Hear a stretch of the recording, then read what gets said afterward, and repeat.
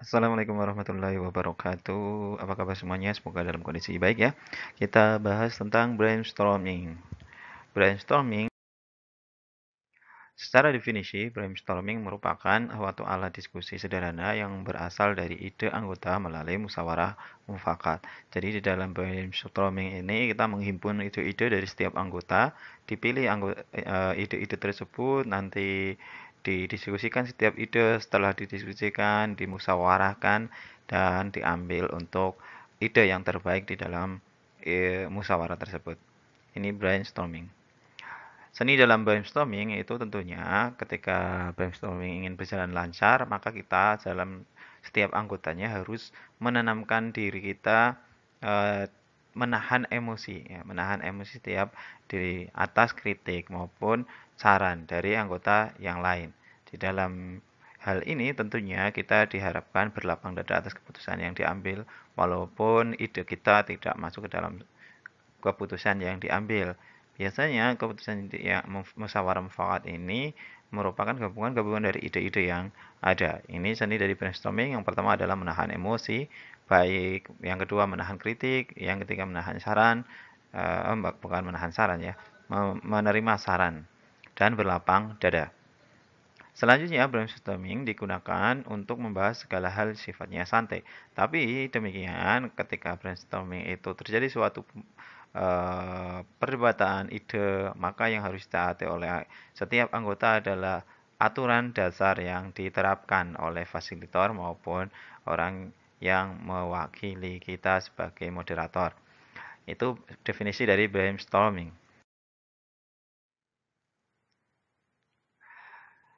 Brainstorming kadang-kadang juga akan mengalami suatu kemacetan atau eh, sepinya ide. Kenapa kok faktor sepinya ide ini muncul, faktor matinya brainstorming ini muncul?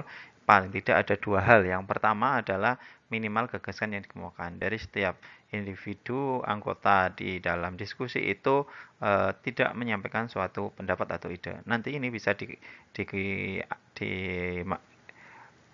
diselesaikan oleh fasilitator dengan menggunakan metode pelaksanaan, misalkan menggunakan pengajuan pertanyaan atau brainwriting atau menuliskan ide-idenya. Yang kedua adalah sentimen negatif. Nah, sentimen negatif ini bisa berupa kritik dan serangan ide. Jadi dalam satu diskusi itu ketika ada satu yang mempunyai ide langsung dimatikan idenya atau langsung idenya itu diserang. Idenya dianggap hal yang tidak baik. Ini tentunya faktor-faktor ini minimnya gagasan dan sentimen negatif atau kritik dan serangan terhadap ide yang ada itu menjadi faktor matinya brainstorming. Lalu bagaimana agar brainstorming itu tidak mati? Offshore, Osborne mengemukakan 4 hal yang wajib diikuti dan diaplikasikan pada proses brainstorming. Apa saja? Yang pertama adalah tentunya menghindari kritik suatu ide. Mungkin awal ide itu baik, tapi ketika ditambahkan suatu kritik, ide itu mungkin terlihat jelek. Maka tahan dulu kritikan tersebut. Biarkan ide-ide itu mengalir. Yang kedua, gali ide dalam jumlah besar. Jadi, dalam diskusi itu jangan mengacu pada satu orang yang vokal atau satu orang yang ingin mendominasi dalam diskusi, tapi beri kesempatan orang lain untuk menyampaikan ide. Yang ketiga, bahas setiap ide yang muncul. Dari setiap ide itu tentunya akan ada baik buruknya. Kita dibahas satu persatu. Yang keempat, dukung dan gali lebih dalam ide yang ekstrim dan berlebihan. Jadi kalau idenya itu hal yang wah, ini bisa kita gali bersama-sama agar mungkin saja di sana tersimpan solusi yang baik. Creative Problem Solving atau CPS. Ada 4 langkah dalam Creative Problem Solving atau penyelesaian masalah kreatif dalam proses brainstorming. Apa saja? Yang pertama tentunya menjelaskan ide. Di tahap langkah ini, setiap individu itu mengupayakan konsep ide yang didapatkan dari perenungan atau dari dirinya. Setelah itu menyampaikan visinya apa, tujuan dan solusinya bagaimana. Ini adalah proses menjelaskan ide yang pertama, langkah yang pertama. Langkah yang kedua itu membentuk sebuah pemahaman.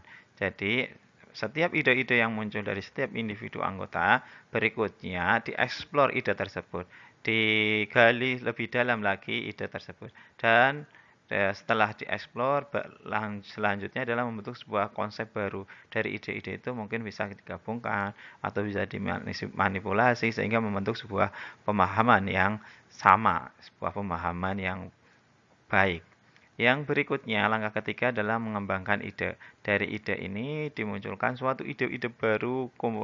Kita ketahui bahwa solusi itu mungkin berasal dari kumpulan ide yang dihasilkan. Yang kemudian ide-ide ini dievaluasi. Setelah dievaluasi, dikembangkan. Nah, akan muncul ide baru. Penggabungan antara ide satu dengan ide yang lain. Ini tahapan atau langkah yang ketiga, yaitu mengembangkan ide. Yang keempat, menerapkan ide pada rencana yang dirancang. Setelah itu tentunya perlu ada suatu eksekusi. Tetapi di dalam eksekusi ini tentu harus memperhatikan beberapa hal. Biasa sumber daya yang dimiliki, sumber daya alam, sumber daya manusia, atau timeline yang jelas, jadwalnya yang jelas. Itu 4 langkah creative problem solving atau penyelesaian masalah kreatif dalam proses brainstorming.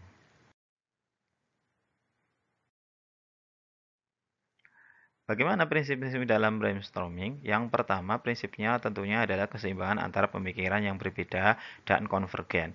Maksudnya, setiap individu pasti mempunyai ide yang berbeda. Ide-ide yang berbeda ini harus mengacu pada satu tujuan yang sama. Maka perlu adanya suatu aturan dasar atau adanya tujuan masalah yang ingin diselesaikan. Ini keseimbangan antara pemikiran yang berbeda dan konvergen atau menyatu. Yang kedua, prinsip yang kedua adalah gunakan masalah sebagai hal yang diperdebatkan.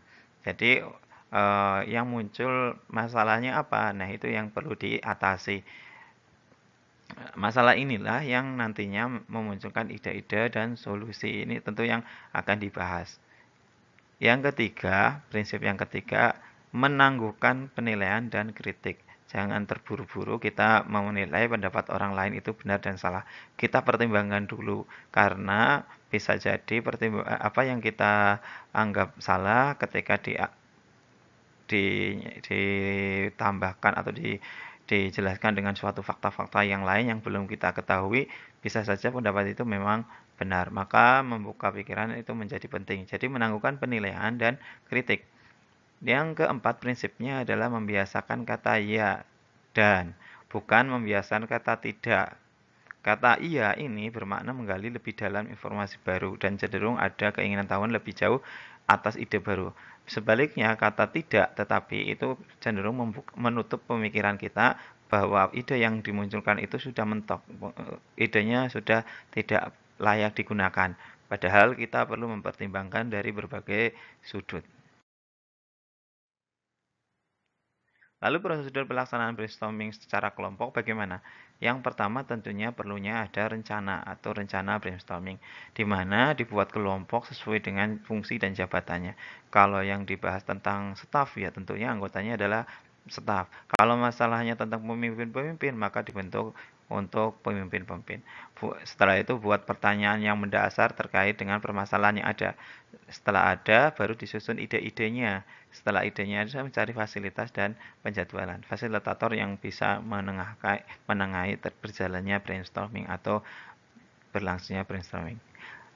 Prosedur yang kedua, tentu prosedur atau proses brainstorming itu sendiri, di mana di dalam proses ini berisi pokok-pokok masalah yang bisa lebih mudah kita nyatakan dalam susunan pertanyaan-pertanyaan.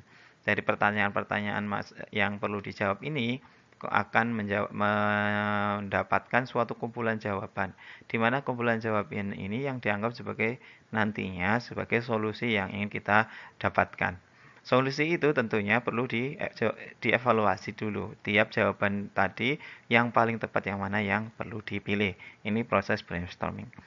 Prosedur yang ketiga, merinci peraturan dasar brainstorming, di mana brainstorming ini terkadang tidak terkendali dan kemana-mana, maka perlu memahami peraturan dasar dalam brainstorming. Mungkin saja tidak boleh memegang HP atau aturan-aturan dasar yang lain yang tujuannya adalah agar keberjalanan brainstorming itu menuju pada satu tujuan yang ingin dicapai. Yang berikutnya adalah konklusi. Prosedur yang ketiga adalah konklusional atau menyimpulkan hasil brainstorming itu. Dari beberapa ide yang muncul dari setiap anggota itu, perlu didiskusikan lebih lanjut dengan tim, dikembangkan lalu direncanakan dan dilaksanakan sesuai fungsi dan jadwal. Sedangkan hasil brainstorming ini merupakan kesempatan bulat dari proses sebelumnya. Metode pelaksanaan brainstorming, fasilitator bisa menggunakan metode berikut ini. Yang pertama, brainwriting. Artinya, fasilitator mempersilahkan tiap anggota menulis dan atau mengungkapkan idenya masing-masing itu lewat tulisan ya. Kadang kita kalau menulis kan lebih mudah daripada menyampaikan secara lisan. Maka metode brainwriting ini menjadi salah satu cara untuk melaksanakan metode brainstorming. Selanjutnya, metode yang kedua adalah round robin brainstorming. Jadi, moderator mengajukan pertanyaan kepada setiap individu tentang ide-ide mereka secara bergantian ya. Jadi, ditanyakan satu-satu setiap individu untuk menyampaikan langsung tentang masalah atau ide yang diperoleh dari setiap individu. Sehingga hal ini anggota tidak mau harus menyampaikan ide tersebut atau menyelesaikan ide tersebut. Jadi hal ini dapat mengurangi dominasi setiap anggota yang ingin dominan di dalam diskusi. Dan setiap anggota itu tidak serta-merta mengiyakan apa yang sudah disampaikan oleh teman yang lain. Karena moderator itu menanyakan tanggapan atau pendapatnya dari setiap anggota. Yang ketiga, role storming. Praktek ini merupakan proses yang mendorong kreativitas anggota kelompok untuk mengeksplorasi peran yang ditunjukkan dalam simulasi atau drama di dunia pendidikan. Jadi, bisa saja yang ketiga ini pelaksanaannya itu membuat peran-peran atau bermain peran ya, bermain peran. Yang ketiga, brainstorming terbalik. Artinya, kita bisa mengarah pada kebalikan dari fakta yang ada. Jadi, ini terjadi ketika anggota kelompok memiliki ide yang berlawanan atau bertentangan dengan proporsional. Jadi, melihat dari segi berbeda, terbalik dari apa yang kita diskusikan. Lalu, bagaimana kelebihan dari brainstorming? Teori Osborne dalam Creative Education Foundation-nya, rahasia brainstorming yang efektif adalah memisahkan ide-ide kritis dari ide-ide kreatif.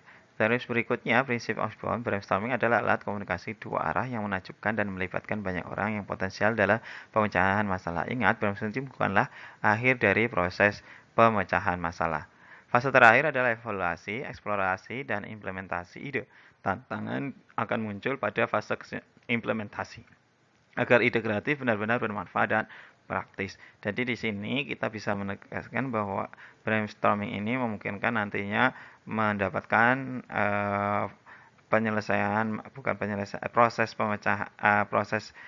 dapatkan ide-ide untuk menyelesaikan masalah ya, ide-ide yang kreatif. Lalu survei-surveinya ada 7 pertanyaan, bisa dibaca kembali, digunakan ini untuk mengingat kembali materi yang sudah ada. Demikian untuk video kali ini, semoga bermanfaat. Terima kasih. Assalamualaikum warahmatullahi wabarakatuh.